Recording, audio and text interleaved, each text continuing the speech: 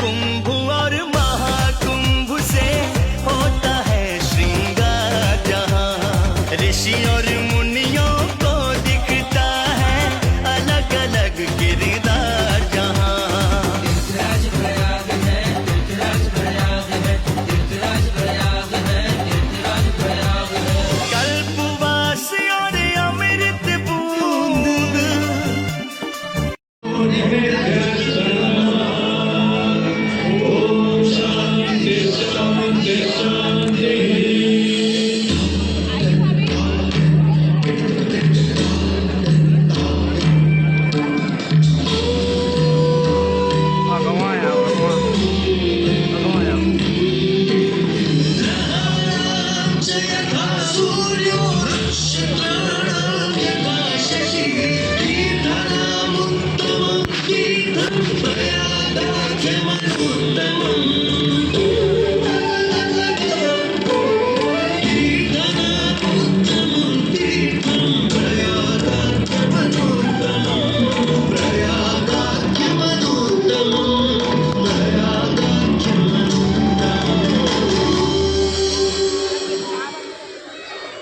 श्रेष्ठ है और चंद्रमा नक्षत्रों में श्रेष्ठ है। उसी प्रकार प्रयाग सभी तीर्थों में सर्वश्रेष्ठ है। पद्म पुराण में वर्णित ये श्लोक जिस तरह प्रयाग की विशेषता को दर्शाता है, उसी तरह इस पावन क्षेत्र का गुणगान करने वाली अनेक पौराणिक कथाएं, किंवदंतियां एवं कहानियां आज भी जनमानस में प्रचलित हैं। ऐसी ही एक पौराणिक कथा है जो भगवान ब्रह्मा को प्रयाग से जोड़ती है। मान्यताओं के अनुसार भगवान ब्रह्मा को यज्ञ करने हेतु एक दिव्य स्थान की आवश्यकता थी, जिसके चयन को लेकर वे बड़ी ही दुविधा में थे। अपनी दुविधा के निवारण हेतु भगवान ब्रह्मा नागों के देवता महाराज शेषनाग के यहाँ पहुंचे और उनसे कहा, हे आदिशेष, मैं यज्ञ करने हेतु इस सृष्टि में एक ऐसा स्थान ढूंढ रहा हूं जो दिव्यता और पवित्रता की दृष्टि से सर्वोत्तम हो। क्या आप मुझे ऐसा कोई उपयुक्त स्थान बता सकते हैं जो सभी तीर्थों में सर्वश्रेष्ठ हो? जगत रचयिता को मेरा प्रणाम। भगवान, मैं धन्य हूं कि आपने मुझे इस योग्य समझा। क्यों ना आप स्वयं ही एक पलड़े पर सप्तपुरियों को रखिए और दूसरे पलड़े पर भगवान विष्णु के स्थायी निवास प्रयाग को रखिए, जिसका भार सबसे अधिक आए। मेरे विचार में वही सर्वश्रेष्ठ तीर्थ होगा। इस मूल्यांकन के परिणाम स्वरूप प्रयाग का पल्ला ही भारी रहा। इस तरह प्रयाग की प्रधानता सिद्ध हुई और तभी से इसे तीर्थों का राजा कहा जाने लगा। आज भी ऐसी मान्यता है कि भगवान ब्रह्मा ने गंगा नदी के पश्चिमी तट पर 10 अश्वमेध यज्ञ संपन्न किए थे।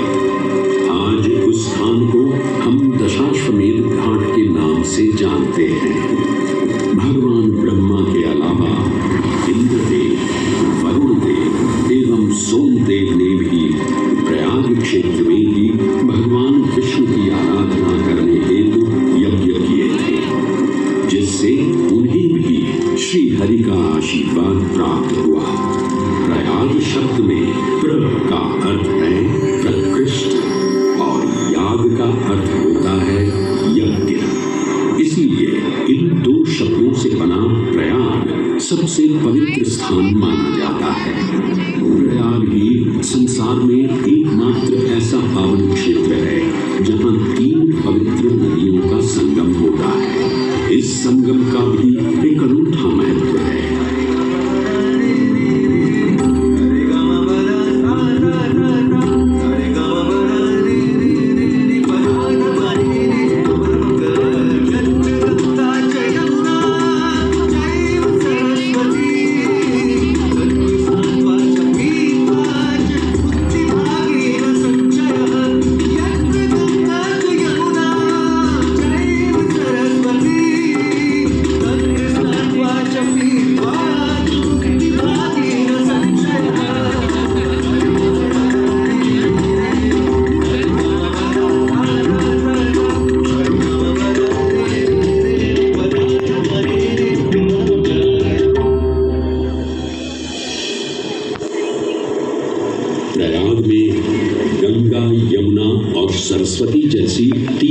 सबसे पवित्र और पूजनीय नदियों का दिव्य संगम होता है।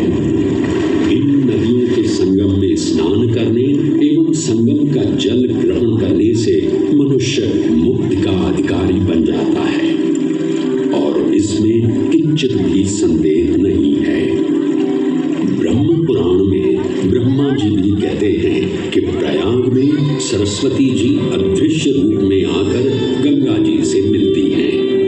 इसलिए इस क्षेत्र को सरस्वती तीर्थ संगम भी कहा गया है। सरस्वती नदी के अदृश्य रूप से मिलने के पीछे भी एक पौराणिक कथा सुनने को मिलती है। ऐसा माना जाता है कि बद्रीनाथ क्षेत्र की गुफाओं में जब वेद व्यास जी भगवान गणेश को महाभारत की कथा सुना रहे थे, तब उस क्षण सरस्वती जी हिम शिखरों से टकराते हुए अपना मार्ग बनाती हुई बड़ी ही तीव्र गति से बह रही थी। सरस्वती नदी के इस तेज बहाव से उत्पन्न होने वाली तेज ध्वनि वेद व्यास जी का ध्यान भंग कर रही थी। इसलिए महर्षि वेद व्यास जी ने सरस्वती जी से वेग और ध्वनि को कम करने का आग्रह किया, परंतु उनके अनुरोध उपरांत भी जब सरस्वती नदी के वेग एवं ध्वनि में कोई कमी नहीं हुई तो उन्होंने क्रोधित होकर सरस्वती जी को श्राप दे दिया और कहा कि वे अब धरती के भीतर यानी कि पाताल लोक में। तब से ये माना जाता है कि हिम शिखरों से उद्गमित हुई सरस्वती नदी उत्तराखंड के माना गांव से आगे अपने अदृश्य रूप में प्रवाहित होती है। आगे चलकर यही अदृश्य रूपी मां सरस्वती प्रयागराज में गंगा एवं यमुना नदी से मिलकर त्रिवेणी संगम को पूर्ण करती है। ये प्रयाग नगरी पवित्रता का उद्गम है, जिसके अंश हमें वेदों एवं पुराणों में भी मिलते हैं, जिनमें वर्णित है सुरों असुरों द्वारा हुआ समुद्र मंथन। अमृत प्राप्ति के लिए सुरों और असुरों ने एकजुट होकर क्षीर सागर का मंथन किया, जिसके संदर्भ में पुराणों में विभिन्न कथाएं देखने को मिलती हैं। उन्हीं कथाओं में एक कथा महर्षि दुर्वासा और इंद्रदेव से संबंधित है। इस कथा के अनुसार ऋषि दुर्वासा ने इंद्रदेव से प्रसन्न हो उन्हें पारिजात पुष्पों की एक दिव्य माला भेंट की, जिसे इंद्रदेव ने साधारण पुष्पों की माला समझ स्वयं धारण न कर उसे अपने वाहक गजराज ऐरावत के मस्तक पर रख दिया। पल भर में गजराज ने वो माला धरा पर गिरा, उसे अपने पैरों तले रौंद दिया। ऋषि दुर्वासा से ये अपमान सहन न हुआ और उसी क्षण क्रोधित हो उन्होंने इंद्रदेव को श्राप दे दिया। ये अहंकारी इंद्र, तेरा इतना दुस्साहस कि तूने मेरा अपमान किया। जिस वैभव एवं शौर्य पर तू इतरा रहा है, क्षण भर में ही तेरा ये वैभव, प्रतिष्ठा, शक्तियां सब नष्ट हो जाएंगी। अत्रिपुत्र दुर्वासा, समस्त देवगणों को श्रीहीन होने का श्राप।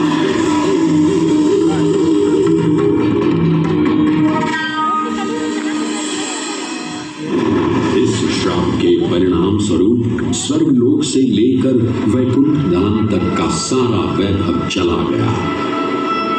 जहां स्वर्गलोक में सभी देवता अपना वैभव एवं शक्तियां खो चुके थे, वहीं वैकुंठ धाम में मां लक्ष्मी भी क्षीर सागर की गहराइयों में चली गई। उनके जाते ही सृष्टि का संतुलन बिगड़ने लगा एवं असुर राजा बलि ने तीनों लोक अपने अधीन कर लिए। ये सब देखकर सभी देवतागण अपने श्राप के निवारण हेतु भगवान विष्णु की शरण में जा पहुंचे और कहने लगे, हे पालनहार, हे स्वामी, अब आप ही हमें इस श्राप से मुक्त होने का मार्ग बता सकते हैं, अन्यथा हम हम अपनी शक्तियों से सदैव वंचित ही रहेंगे और युद्ध में कभी भी असुरों का सामना नहीं कर पाएंगे। हे देवराज, ऋषि दुर्वासा के श्राप से सभी देवतागण जीवन मृत्यु के काल चक्र में बंध चुके हैं।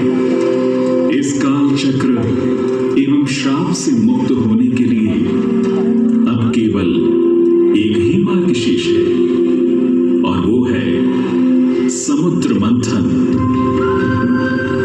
इस समुद्र मंथन से निकलने वाली रत्न ही आपके खोए हुए यश, वैभव और कीर्ति को पुनः स्थापित करेंगे। परंतु आपको इस मंथन के लिए असुरों के बल की भी आवश्यकता होगी, क्योंकि उनके बिना यह समुद्र मंथन संभव नहीं है। जैसी आपकी आज्ञा प्रभु, हम असुरों के साथ समुद्र मंथन करने के लिए तैयार हैं। देवताओं और असुरों ने एक मत होकर क्षीर सागर का मंथन करना स्वीकार किया। जहां मंदार पर्वत मथनी के रूप में आए तो वहीं वासुकी नाग को नेति की भूमिका मिली। भगवान विष्णु ने स्वयं कुर्म अवतार धारण कर मंदार पर्वत को उसका आधार प्रदान किया। क्षीर सागर को मथना शुरू किया गया और 14 रत्नों में सबसे पहले हलाहल विष उत्पन्न हुआ। उस विष के प्रभाव को कोई भी देवता या असुर सहन करने में समर्थ नहीं थे। इस कालकूट विष से सृष्टि का विनाश हो सकता था। इसीलिए इस आपदा से बचाने स्वयं देवों के देव महादेव प्रकट हुए और उन्होंने इस विष का पान किया। ये सब देख मां पार्वती ने विष को भगवान शिव के कंठ तक ही रोक दिया। इस कालकूट विष के प्रभाव से महादेव का कंठ नीला पड़ गया और तभी से उन्हें नीलकंठ के नाम से भी जाना जाने लगा।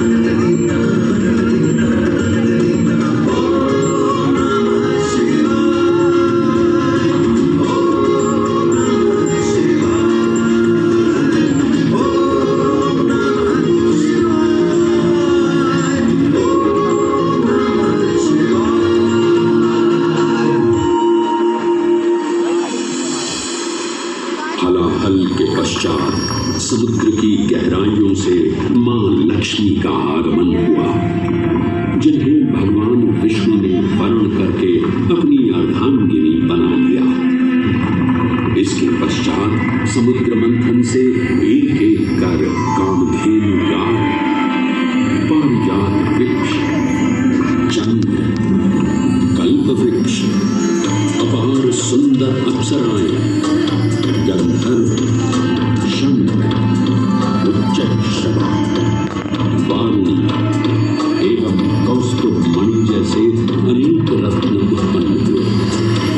लेकिन सभी को जिस रत्न की सबसे अधिक प्रतीक्षा थी, उस रत्न का निकलना अभी बाकी था।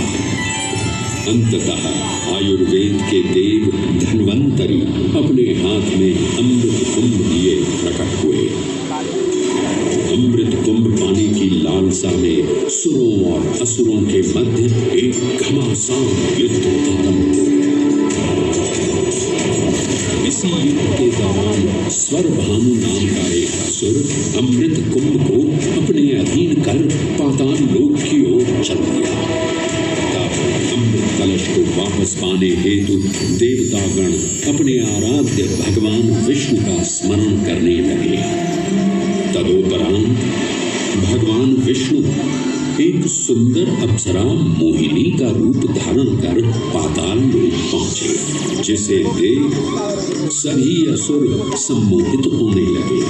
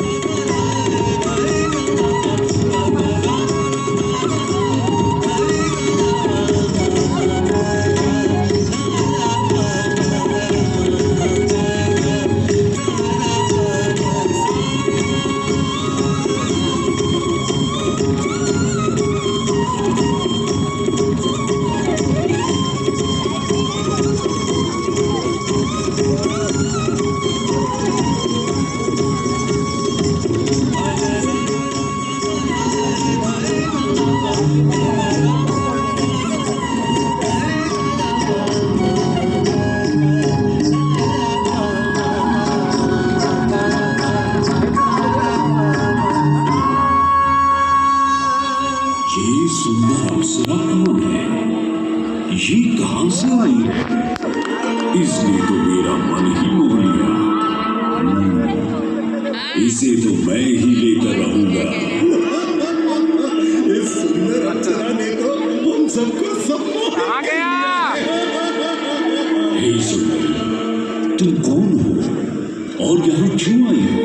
हे असुरराज, मैं मोहिनी हूँ और आप ये समझ लीजिए कि मैं आप ही की सहायता हेतु यहाँ पर आई हूँ। हमारी सहायता हेतु? परंतु वो कैसे सुंदरी? मैं आपको ये ज्ञात कराने आई हूँ कि अमृत की असली शक्ति और गुण तो कलश के तल में विद्यमान है, जबकि ऊपर तो केवल जल मात्र है, जिसके ग्रहण करने से ज्यादा कोई लाभ न होगा। आप सभी इस अमृत को देवताओं के साथ बांट लीजिए। आखिर आप सभी ऋषि कश्यप के ही तो पुत्र हैं। देवताओं के साथ अमृत बांटने से एक तो आपका वैभव बढ़ेगा और दूसरा जो अमृत का फलदायक भाग है उसे आप ही ग्रहण कर सकेंगे। हे मनमोहिनी, तुम सत्य ही कह रही हो। परंतु अगर हमने ये अमृत कलश देवताओं को दे दिया तो क्या पता वे सारा अमृत स्वयं ही ग्रहण कर लें और हम सभी असुर इससे वंचित ही रह जाएंगे। आप निश्चित रहिए, ऐसा कदापि नहीं होगा। मैं स्वयं ही सभी सुरों और असुरों को अमृत पान करवाऊंगी और साथ ही साथ ये सुनिश्चित भी करूंगी कि अमृत का फलदायक भाग आप सभी को ही प्राप्त हो। बस फिर क्या था, भगवान विष्णु की अपरंपार लीला आरंभ हुई। जहां एक ओर सभी देवतागण विराजे तो वहीं दूसरी ओर सभी असुर। मोहिनी रूप धारण भगवान विष्णु एक एक कर सभी देवताओं को अमृत पान करवाने लगे, जिससे वे पुनः अपनी शक्तियां प्राप्त कर सकें। परंतु स्वर्भानु नाम का असुर जल्द ही भगवान विष्णु की ये चालाकी भांप गया और चुपचाप देवता वेश धारण कर उन्हीं के बीच में जाकर विराजमान हो गया। तब जैसे ही मोहिनी स्वर्भानु को अमृतपान कराने हेतु अग्रसर हुई, ठीक उसी क्षण सूर्य एवं चंद्रमा स्वर्भानु का असली रूप पहचान गए। ये ज्ञात होते ही भगवान विष्णु अपने मूल रूप में परिवर्तित हो गए और अपने सुदर्शन चक्र से स्वर्भानु का सिर धड़ से अलग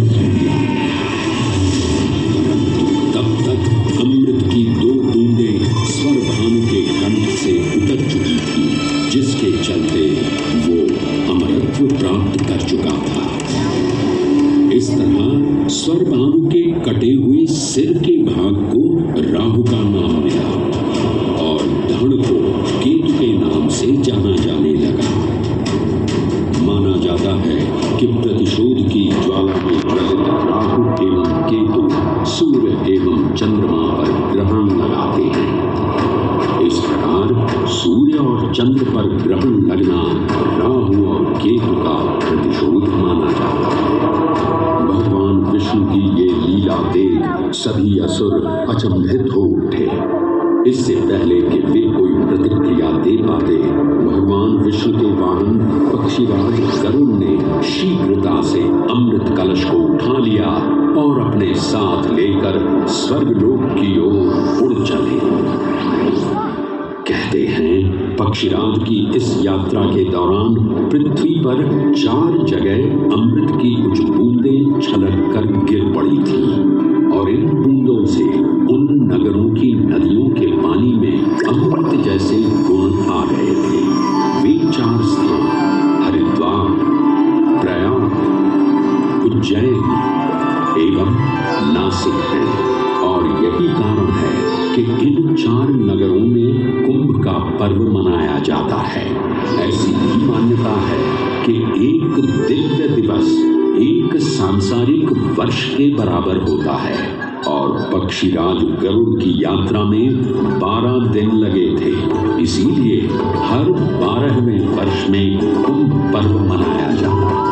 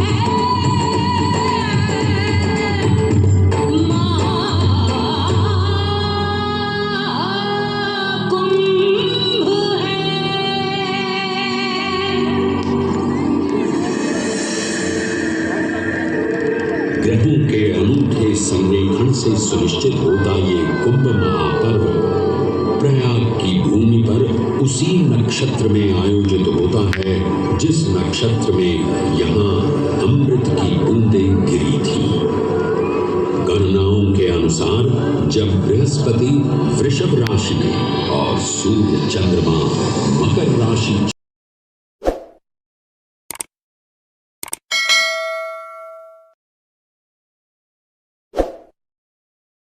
का पालन करते हैं। पौष पूर्णिमा से लेकर माघ पूर्णिमा तक चलने वाले कल्पवास के दौरान तीर्थालु सांसारिक सुखों को त्याग कर तपस्वी संतों की तरह कुटिया में रहते हैं। उनकी दिनचर्या ब्रह्म मुहूर्त में गंगा स्नान से शुरू हो संध्या वंदना और भजन कीर्तन जैसे आध्यात्मिक कार्यों के साथ रात्रि तक समाप्त होती है। श्रद्धालु दिन में केवल एक ही बार भोजन ग्रहण कर मानसिक रूप से धैर्य, अहिंसा और भक्ति भाव में लिप्त रहते हैं। ऐसी मान्यता है कि जो कल्पवासी मोक्ष की अभिलाषा लिए कुंभ पर्व में कल्पवास के नियमों का पालन करते हैं, उन्हें मोक्ष अवश्य ही प्राप्त होता है। पारंपरिक रूप से इस आध्यात्मिक पर्व की औपचारिक शुरुआत का श्रेय 8वीं शताब्दी के हिंदू दार्शनिक और संत आदि शंकराचार्य को दिया जाता है। उन्होंने न केवल 4 पवित्र मठों पुरी, श्रृंगेरी, द्वारका और बद्रीनाथ की स्थापना की थी, बल्कि सन्यासी परंपरा को जीवित रखने हेतु 10 नाम सन्यासी व्यवस्था का गठन भी किया था, जिसके अंतर्गत निर्माणी, अटल, निरंजनी, आनंद, जूना, आवाहन और अग्निसात नामक 7 अखाड़े निर्मित हुए। आदि शंकराचार्य का उद्देश्य शास्त्रों के ज्ञान को आपस में साझा कर सनातन धर्म के दार्शनिक आधारों को सुदृढ़ और परिपक्व करना था। अतः धर्म की सभी शाखाओं को संगठित रखने हेतु आदि शंकराचार्य ने प्रयाग की भूमि पर कुंभ पर्व को पुनः आयोजित किया। आज के इस दौर में कुंभ पर्व की महत्ता का अनुमान इसी बात से लगाया जा सकता है कि यूनेस्को द्वारा मानवता की अमूर्त सांस्कृतिक विरासत की प्रतिनिधि सूची में इस पर्व को शामिल किया गया है।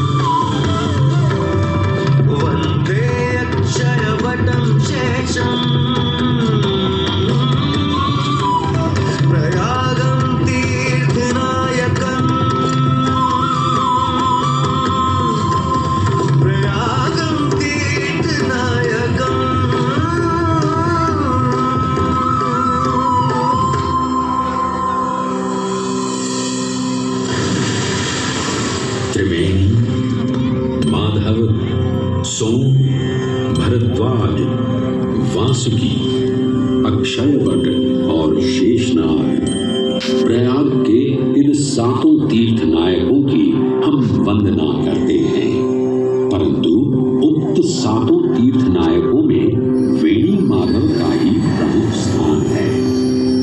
त्रिवेणी संगम में स्नान के साथ साथ श्रद्धालु वेणी माधव मंदिर में दर्शन कर भगवान विष्णु का आशीर्वाद भी प्राप्त करते हैं।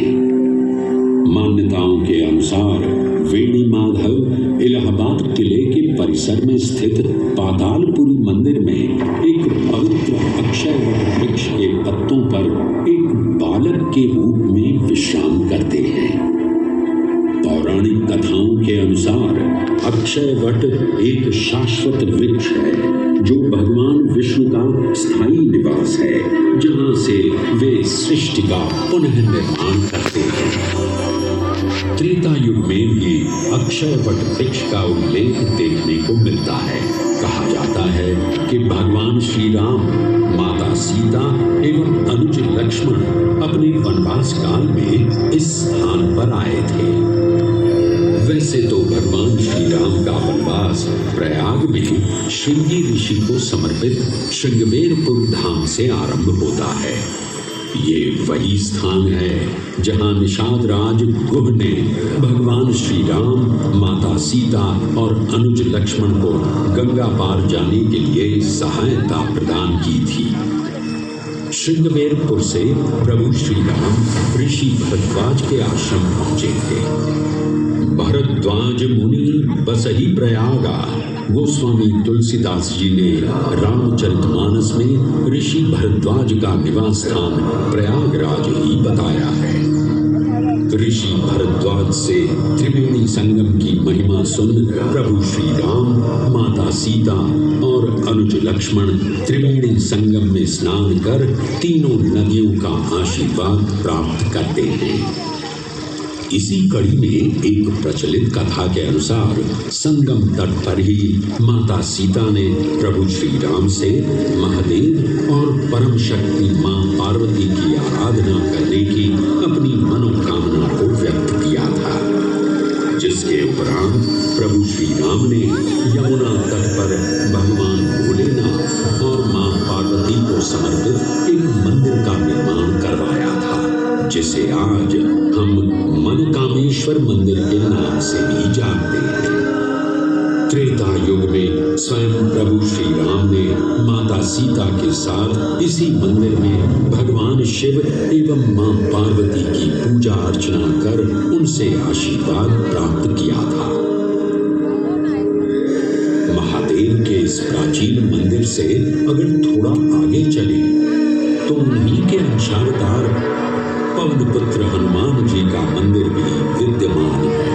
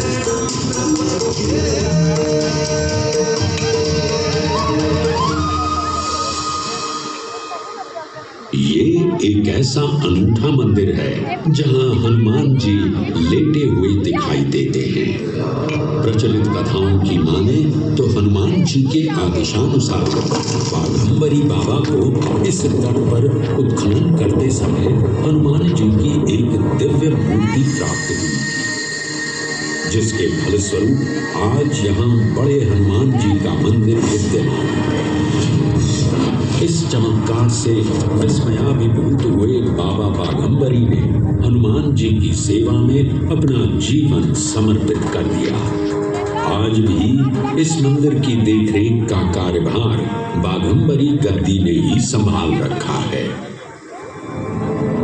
पुराणों एवं अनेक धार्मिक ग्रंथों में वर्णित प्रयाग क्षेत्र के कौशाम्बी का उल्लेख देखने को मिलता है। कौशाम्बी प्राचीन भारतीय वत्स महाजनपद की राजधानी थी। गौतम बुद्ध ने अपने तपस्वी जीवन के 6वें और 9वें वर्ष यहीं बिताए और अपने अनुयायियों को कई महत्वपूर्ण धर्मोपदेश भी दिए। बौद्ध धर्म से अगर जैन परंपरा की ओर चले तो ऐसी मान्यताएं आज भी प्रचलित हैं कि प्राचीन तीर्थंकर ऋषभदेव ने भी वत्स देश में ही ज्ञान प्राप्त किया था। इसके अलावा 6ठे जैन तीर्थंकर पद्म प्रभु का जन्म इक्ष्वाकु वंश में राजा श्रीधर और रानी सुसीमा देवी के घर कौशाम्बी में ही हुआ था। यहाँ तक कि मगध सम्राट अशोक ने भी अपनी शाही देखभाल के लिए इसे अपनी उपराजधानी बनाया था। तथ्यों को टटोले तो अशोक की लाट आज भी इस क्षेत्र में देखने को मिलती है। धार्मिक विविधता से परिपूर्ण प्रयाग क्षेत्र एक ऐसा अनूठा क्षेत्र है जहाँ ज्ञान का प्रकाश फैलाने सिख गुरु भी पधारे हैं। प्रयागराज के अहियापुर में स्थित गुरुद्वारा पक्की सिंगत साहिब इसी की एक बेजोड़ निशानी है। माना जाता है कि श्री गुरु तेग बहादुर जी अपनी यात्रा के दौरान 6 महीने इसी स्थान पर रुके थे। यहाँ वे प्रार्थना और ध्यान करते स्थान भी कहा गया है। ये कहना गलत नहीं होगा कि त्रिवेणी संगम के तट पर गुरुओं और संतों की शिक्षाओं का अनोखा समावेश है। ये गुरुद्वारा पक्की संगत साहिब इलाहाबास या इलाहाबाद के नाम से कुछ समय के लिए चर्चित ये प्रयागराज आज भी जीवंत है।